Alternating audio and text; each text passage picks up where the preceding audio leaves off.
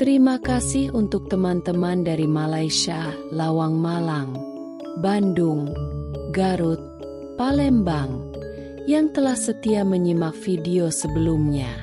Kami ingin mendengar dari kalian semua, dari mana kalian berasal, dan legenda apa yang populer di sana, agar kita bahas nanti di video selanjutnya.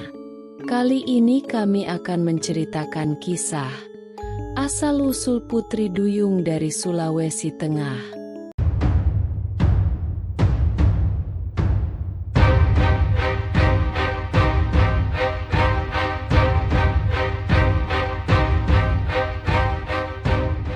Pada zaman dahulu kala, di Sulawesi Tengah terdapat kisah tentang sebuah keluarga yang bahagia.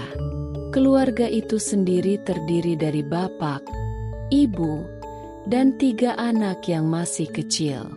Setiap pagi sudah menjadi sebuah kebiasaan dalam keluarga tersebut untuk sarapan bersama. Mereka berkumpul di meja makan dan berbagi cerita. Selesai sarapan, sang ayah berangkat ke kebun untuk bekerja. Suatu hari, setelah selesai sarapan, sang bapak berpesan, "Ibu, tolong simpan sisa ikan ini. Aku akan memakannya nanti sepulang dari kebun." "Iya, Pak, akan saya simpan," jawab si ibu. Berangkatlah sang bapak ke kebun untuk mengolah tanah, sedangkan si ibu menyimpan sisa lauk ikan di lemari makan. Siang harinya, si ibu dan ketiga anaknya berkumpul di meja makan untuk makan siang. Tapi ketika akan makan, anak yang bungsu merengek meminta makanan yang tadi pagi, yaitu lauk ikan yang disimpan di lemari makan. "Nak, lauk itu untuk Bapak. Tadi sebelum ke kebun, Bapak pesan kepada Ibu untuk menyimpannya sebab Bapak ingin memakannya nanti sore." "Tidak, pokoknya aku hanya mau ikan. Hanya mau lauk ikan. Ibu, aku hanya mau ikan," rengek si anak. Si ibu semakin bingung.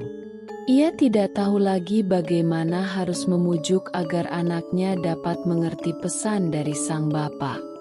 Si anak terus saja menangis dan tidak mau makan dengan lauk lainnya. Si ibu jadi merasa tidak tega melihat anaknya menangis dengan perut yang masih kosong. Akhirnya, ia mengeluarkan lauk ikan itu dari lemari makan dan menyuapi lauk ikan yang hanya tinggal sedikit kepada si anak hingga tidak tersisa lagi. Saat sore datang, sang bapak segera bergegas pulang ke rumah. Perutnya terasa lapar. "Wah, masih ada ikan sisa tadi pagi. Aku akan memakannya sekarang," pikirnya. Ketika tiba di rumah, dia segera mencari istrinya untuk meminta makanan malam. "Bu, aku pulang. Bisakah kamu menyediakan makan malam untukku?" "Iya, Pak. Ini, Pak. Makanannya sudah saya sajikan." "Di mana ikan yang aku pesan tadi pagi?" "Maaf, Pak. Si kecil tadi sore sangat ingin makan ikan. Dia tidak mau makan dengan hidangan lainnya. Tapi aku kan sudah berpesan agar ikan itu disimpan untukku untuk makan malam ini. Kamu seharusnya menyimpannya dengan baik. Jangan sampai anak kita mengetahuinya." Sang ayah yang sangat lapar pada saat itu tidak bisa mengendalikan emosinya. Dia terus marah menyalahkan istrinya. Malam pun datang, tapi kemarahan sang ayah tidak mereda, bahkan semakin memuncak. Sang istri sangat bingung dan sedih menghadapi suaminya yang terus-menerus marah. Tidak ada sedikit pun pengertian dari sang ayah. Akhirnya, malam itu, sang ibu pergi meninggalkan rumah. Anak tertua mengajak adik-adiknya pergi ke laut. "Ayo kita ke laut. Mungkin ibu ada di sana. Baiklah, Kak.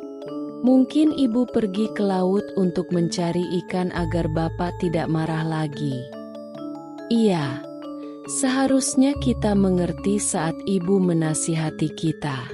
Nanti kasihan ibu kalau dimarahi oleh bapak.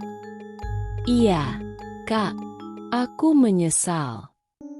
Ketiganya pergi ke laut sambil berteriak memanggil ibu mereka. Setelah beberapa saat, sang ibu akhirnya muncul.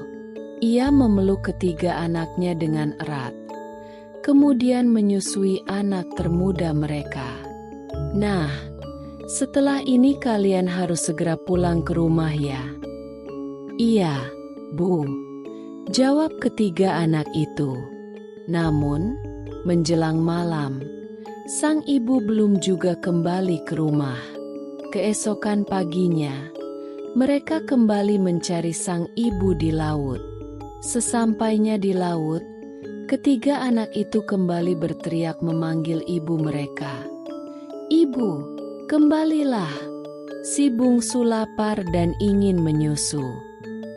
Setelah dipanggil beberapa kali, sang ibu muncul dari dalam laut. Dengan penuh kasih sayang, ia segera menyusui anak bungsunya.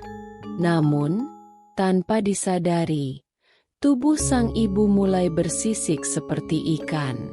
Ketika anak-anaknya datang kembali ke laut dan melihat si ibu dengan kondisi tersebut, mereka menjadi takut dan tidak mau percaya lagi jika wanita itu adalah ibu mereka.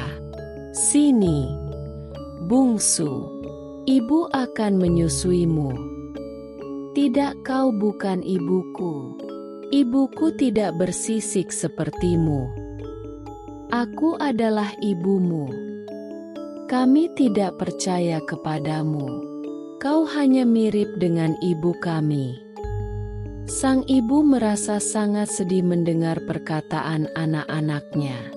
Tidak ada yang dapat ia lakukan karena tubuhnya telah berubah tak seperti dulu. Sekarang sisik-sisik menutupi tubuhnya, seperti seekor ikan.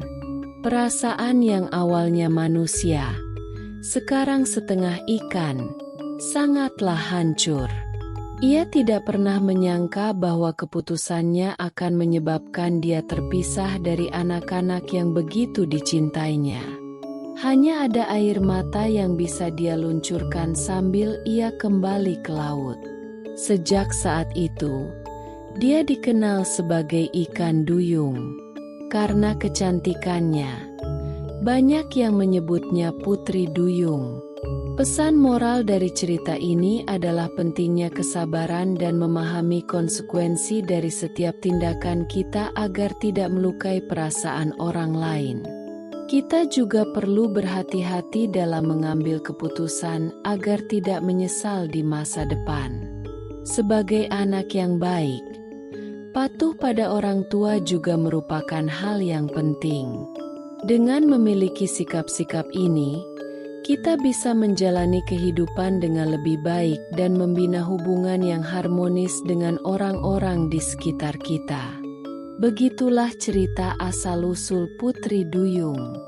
Masih banyak lagi cerita dan legenda yang kami sajikan. Jangan lupa untuk like, share, dan subscribe channel ini. Sampai jumpa di legenda berikutnya. Salam cerita legenda.